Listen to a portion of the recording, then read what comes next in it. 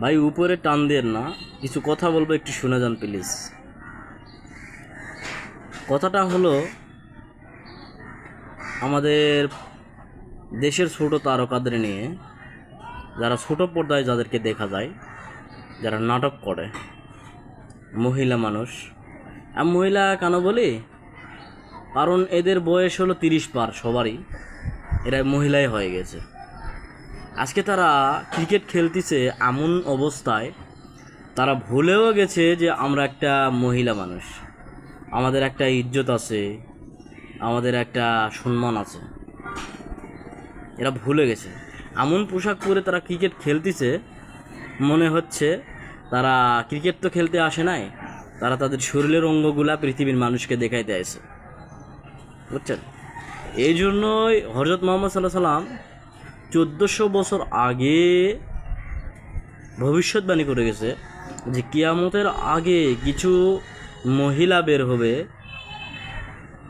যারা হলো পোশাক পরবে ঠিকই, কিন্তু তাদেরকে দেখলে মনে হবে তারা পোশাক পরে নাই, তারা নগ্ন হয়ে আছে। তারা এই পোশাকগুলো পরার কারণ তারা নিজেও আকৃষ্ট হবে, অপরকেও আকৃষ্ট করবে। আপনার ঈমান যেখানে ধরে রাখবেন, এটা কোনোভাবেই তারা রাখতে দেবে না। আপনি একটা স্মার্টফোন চালাচ্ছেন, আপনার চোখের সামনে পড়েই যাচ্ছে, এটা আপনার চোখের জেনা হচ্ছে। এটা আমি হই আর আপনি হই, সবার জন্যই। যে এমন মহিলাদের থেকে আমাদের দূরে থাকাই উচিত। আমি বুঝি না, এই 95% মুসলমানের দেশেও মেয়েরা এভাবে কিভাবে চলতে পারে? এগুলা কি উপরের লেভেলে দেখে না? বিসিবি এগুলা দেখে না যে বাংলার জমিনে এরকম মেয়েরা এইভাবে পোশাক পরে, তারা নগ্ন হিসাবে পোশাক পরে তারা ক্রিকেট খেলতেছে? এটা হলো 100% কিয়ামতের আলামত।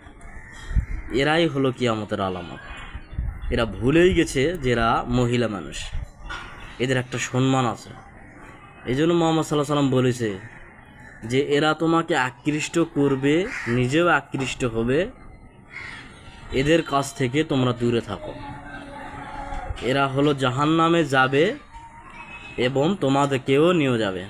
আর এই মহিলারা কিয়ামতের দিন জান্নাতের গন্ধও পাবে না, এরা জাহান্নামেই যাবে। তো ধন্যবাদ।